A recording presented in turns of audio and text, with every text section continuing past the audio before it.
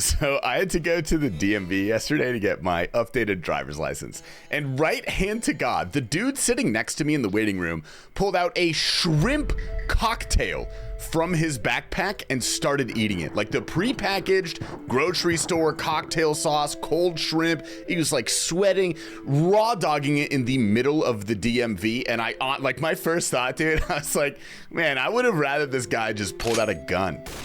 Just had to get that one off my chest. Anyway, gamers, welcome to the video today. Topic of the day is RuneScape's newest and sexiest boss, Yama. Genuinely a 10 out of 10. It's a masterclass in design, and I'm going to tell you guys exactly why that is the case. And what a better way to do it than with a sweaty Sunday where we kill a boss for 8 hours straight with max gear and the sweatiest methods. If we beat the projected GP per hour, we get to keep it, and if we don't, we give it away to one lucky viewer. So as always, leave a comment with your RSN and a suggestion for the future sweaty Sundays. Terms and conditions apply. Must be subscribed and like this video to be eligible for the prize. All right, you guys know the rules. The timer starts now. We do one kill and pray to Oprah that we win this in 5 minutes. No. Now, Yama is a duo boss, which is something I'm a huge fan of, and I really think RuneScape needs more definitively group content. I'll get into why in a bit. So here I am, joined by my lovely contemporary teenagers, and yes, it's a very unfortunate name. He keeps saying it's like a Fall Out Boy reference or something, but that honestly makes it worse, because I know what those bands do. But this guy, good lad.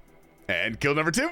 Okay, nothing. Now, according to the wiki, the goal that we need to beat today is 7.1 million GP per hour, or a total of 56.8 mil, which is actually pretty insane. That's one of the higher goals we've had to beat for this series. Full disclosure, this is the amount listed for solo Yama, which for some reason they only have duo listed for the contract fights, and 99% of people are not going to be farming that. So I figured it would be fairest to do efficient, non-contract duos. Kill number 3? All right, you guys don't need to see everything. We have 8 hours to go and a lot to talk about, so let's go ahead and knock out this first hour, and then I'll go over the gear and the general fight.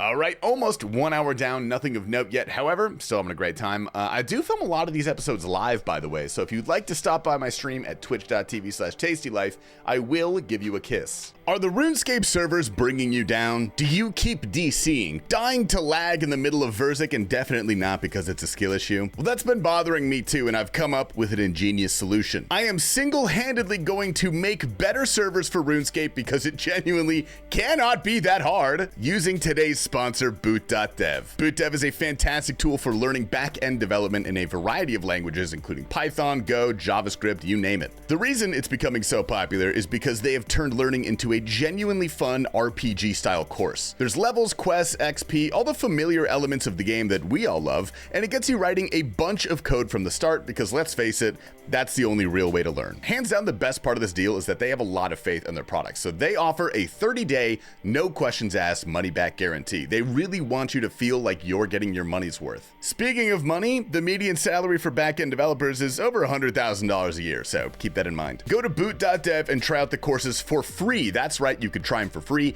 Then use my code TastyLife to get 25% off your entire first year if you choose the annual plan. Thank you so much to BootDev for sponsoring this video. I'll see you back at Yama. Let's get into the gear necessary for an efficient Yama setup. Obviously, we're rocking max melee with the Oath Plate, which drops from this very boss and happens to be exactly what we're chasing. This is, of course, the Radiant variant I've got on. This gives us more DPS and asserts dominance over women, children, the elderly, etc. Our main weapon is the Emberlight. This is almost exclusively a melee fight if you're doing the efficient version. We do also have a scythe for one specific method. We have minimal mage swaps. That's really just for the intermission phase. Spec weapon is Burning Claws, Soul Flame Horn. We've got Thralls and Death Charge. And if you're curious, the price of this setup clocks in at a staggering 3 billion GP. So that's what max gear costs, I guess. The fight is super interesting. I want to take you guys through an example kill. Now, first thing you got to understand are these glyphs on the ground. They alternate red and blue, which is a subtle nod to the fact that Yama supports the police. Interestingly, they're also laid out in the pattern of a star, which I think is another subtle nod to the fact that Yama is really into Christmas and is likely a faithful Christian. He does have a thin blue line sticker on his Dodge Ram 1500, and if you think about it, he does kind of look like Santa Claus, which means the theme that they were going for here is the American political right. Bald statement from Jagex. There are 3 phases total, and in the first 2, these glyphs are the main mechanic. He does auto attacks for a time and alternates between his red and blue special attack, which is where our first bit of team play comes into effect. The main person tanking Yama gets to guide him close to the glyphs, and your teammate is supposed to step on them when the special attack comes out because this nulls the damage. Keyword supposed to, because my teammate is really lazy and he makes me do all the mechanics. Now, this is not a guide, but I figured I'd lay out the basics of the fight for those who are looking to get into this boss. So that's phase 1 done. We've stepped on the glyphs, done 33% damage. It's time for the transition phase. The gist of this part is like that one YouTube video from 2006 where the guy runs around doing parkour over buildings and stuff. Crawling in my skin. So yeah, you do that, but way less cool. You dodge some fireballs and then you arrive on this tiny island, but be careful because Yama does have ties to Jeffrey Epstein. If you kill this judge fast enough though, you don't get snatched and you get to go back for phase 2. Now phase 2, basically the same thing as phase 1, but this time the red glyph is designed to make you really hungry, so you get to eat this giant meatball without taking damage. If you don't step on it in time, your tummy is too full and you die immediately. Once again, team play is paramount here because this giant meatball makes you walk because you're so fat and out of shape. It's up to your teammate to grab the glyph for you. Once you've successfully completed your diet and dealt a total of 66% of Yama's health, you get to go to the second transition phase. This one is exactly the same. You know what to expect. Just make sure to teleport out of there if there's a private jet at the end. Now it's time for phase 3, the enrage phase. If you are a little piss baby, feel free to mage this whole part and, you know, dodge the fireballs, whatever, step over the waves until he dies. However, this is the efficient method, so we're doing something called the mono fly, or maybe the no fly or the nomo fly. I don't actually know. There's like 40 variations of it and it's all the same concept. Unfortunately, RuneScape players are terrible at naming things, so thankfully none of us are ever going to have children. This is a scientifically calculated setup that starts with identifying the 70-tick attack cycle that Yama's on and attacking from specific tiles at specific times to perfectly skip over the incoming damage. It's actually a bunch of fun. Boom, Yama's down, rinse and repeat. And so yeah, there we go. A little bit over an hour in and nothing yet, but we've got plenty of time, and already, I gotta say, this boss has immaculate pacing. It starts off pretty chill, each phase gets a little more intense, and then the third phase becomes this tick perfect, just intuitive, rewarding enrage phase. I love it. I think it's so good. Not many bosses in RuneScape do it this well, so props where props are due.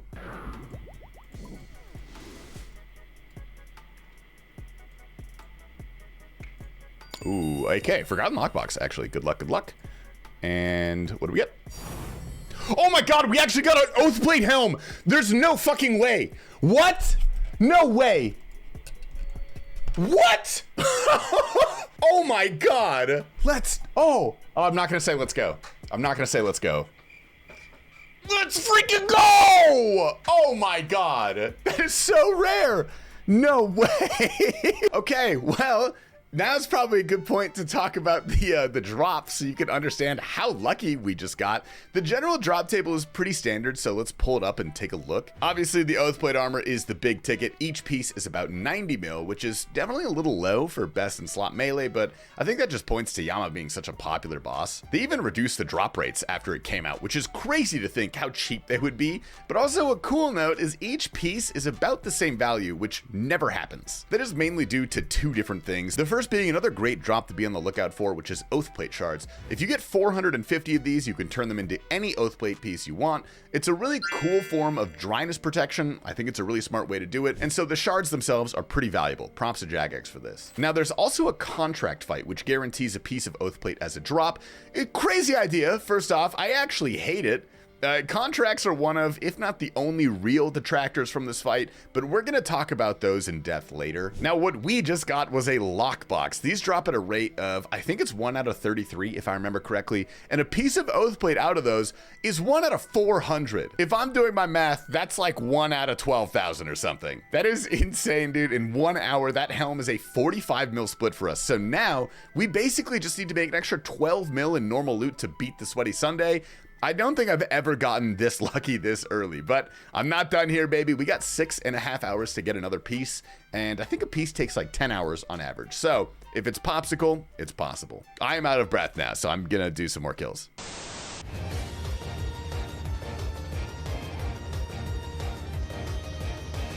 These wounds, they will not heal.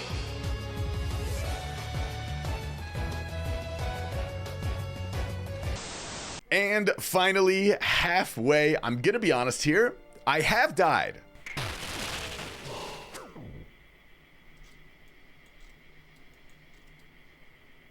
What? Bad news for our kills per hour, but good news for my haters, so enjoy that. I want to talk about the contract fights that I mentioned earlier, because they have been steeped in a little bit of controversy. There are the 5 Radiant contracts. These are the most well-known ones. They're essentially just one-and-done challenges where the boss gains new mechanics and becomes considerably more difficult. If you do get all 5 of these done, you get the beautiful Radiant Oath Plate, which I have here, and it makes you look like a stormtrooper. These are fine. They're not good. They're fine. It really is just a redux of the Awakener's Orbs from Desert Treasure 2 bosses. It's kind of a weird way of gating content in a manner that does not really feel rewarding. It doesn't feel great. At best, it's a minor money sink for mains, and for irons, basically you guys have to get 7,000 kills or have a main to practice, so you don't waste your very limited opportunities. And now, if you don't know, contracts drop from dossiers. These are a 1 out of 12 drop from the boss, and these can either drop 3 of the Radiant contracts, or the very interesting, we'll call it, challenge contracts that guarantee you certain drops. I'm sorry, this is dog shit. I don't know who thought this would be a good idea. There's a contract that guarantees you a piece of Oath Plate. Now, the thing is, these are nigh impossible to do consistently. Even the best players in the game have about an 80% success rate. However, those 10 dudes are making like 500 mil an hour. If you thought wealth inequality was bad in the United States, wait until you hear about No Monkey's bank value. So that's one of them, sure, but what's another one? Oh, you get worms. Are you fucking kidding me? Worms? Am I a homeless dog? This is a waste of time. Overall, this system is poorly received for good reason. It's just clunky. I don't know. I really feel like we should have learned from our mistakes with Blood Torva, but whatever. Hopefully this experiment pays some dividends in the future by making sure we never have this mechanic again. I'm fired up, man. I don't know. Let's grind for a bit. Ah, man, I always think this is Oath Plate. I shouldn't be mad because we get so many of these, and honestly, probably will win us the challenge without any more actual drops, but I would really like to see like a Soul Flame Horn or something. It's a really cool item that guarantees you and your partner's special attacks to land. Unfortunately, it's not worth very much. Teenagers? Okay, I think Teenager's internet went out, actually, so looks like we're soloing this kill. Oh.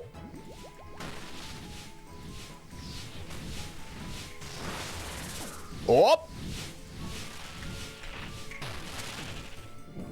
That was fucking clean.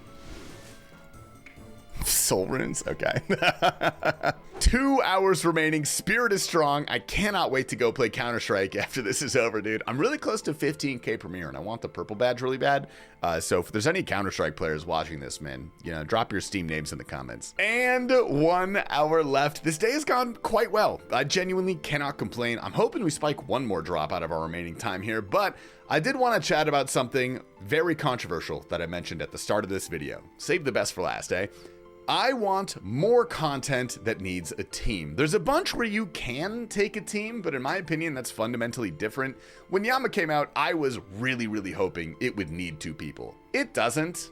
There's some fun team play you can do with a group, and it is a lot more efficient than solos, but the fight doesn't actually have any duo mechanics, and that makes me sad. I like solo options. I think they're good to have, but there is a level of complexity that you can't reach when everything is designed to have a solo option in mind. So for the depth of content, endgame content especially, clearly we can reach better heights with group bosses and raids. But of course, most people are totally for more intricate and engaging content. Who wouldn't want that? The biggest argument against this is that people cannot find teams or don't have friends and would just feel really locked out if they needed another person to do content. Now, this is understandable, and I'm gonna turn off the persona here for a sec. Social anxiety, awkwardness, introversion, etc. are tough to deal with, and it's not like those sorts of things are your fault. I can't fully claim to understand the struggle. I've pretty much always had good friends and a social network in place, which I am extremely grateful for. But boy, was I horrifically awkward as a kid. Oh my god. I think there is something to say for practicing in pretty low stakes environments, like an online MMO. It's not gonna be some sort of overnight success story. You gotta start by joining a social clan, pipe up every now and again, participate in clan events like bingos or boss of the week, build out your network that way. That's basically how I did my first TOB, actually. I got some experience with people who were equally newbie as me, me. Occasionally we could convince one of our Turbo Gamer clanmates to join. We'd get some KC that way. We'd run 416s, and then bam, before I knew it, I was like 50 KC. I used We Do Raids at that point. I started friending everybody that I enjoyed raiding with, and sure enough, after like a month or so, I actually had a really decent network of people to game with. And this was long before I was any sort of content creator, mind you, and that's what's truly important to me. Much more important than having a fun or complex team boss is building the community and that circle of people that you're just excited to log on and talk to or game with. That, in my opinion, is just truly the heart of an MMO. That's what makes a game so great. That's what gives you memories. So what 30% of the reason is I would like to see more complex bosses, 70% is because I think that builds such a strong community and a strong game. So thank you guys for coming to my TED Talk. I've never made a Jeffrey Epstein joke and had a heart-to-heart in a video before, so this is a first for me. Anyway, we've got less than an hour to go. Let's finish off strong and check out the loot. All right, the timer has officially ended. I am 12 Miller Lights in, so let's wrap up this kill and see if God will hand us the keys to the car. No. Of course not. This is our beautiful loot for the day. The plat tokens here on the bottom are from the Oathblade helmet split, and I'm gonna sell the contracts and the teleport scrolls because the GE values are not super accurate, so let's see what we get. All right, that's an extra 4.2 mil from that, and let's put that in the price checker. The price to beat today is 56.8 million GP, and in 8 hours of Yama, we received 64 million GP, dude. No way. We made $8 million per hour and we actually won. That rarely happens on a sweaty Sunday, so sorry gamers, that's a no giveaway for you guys today. Man, it feels good to win. I mostly lose this money. So thank you everybody for tuning in, and remember, stay tasty.